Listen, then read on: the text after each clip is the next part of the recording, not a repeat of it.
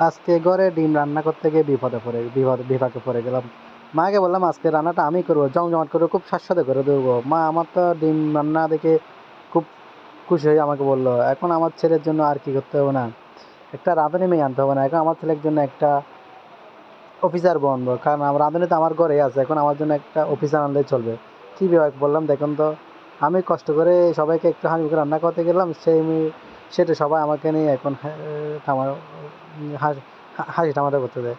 কারণ কী জন্য রান্না করতেছি, চালাই করে রান্না করতে গেলাম বলুন তো? হ্যাঁ, এত সুস্বাদু রান্না করে গেলাম, তারপর নাকি আমার জন্য একটা অফিসার বনবে, রাঁধুনি বনবে না, আমি নাকি বোর রাতের না কখনো খেতে পারবো না।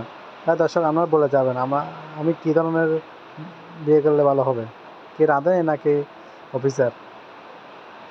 সবাই একটা কমেন্ট করে জানান, কারণ আমি খুব বিপাকে আছি এই কথাটা নিয়ে।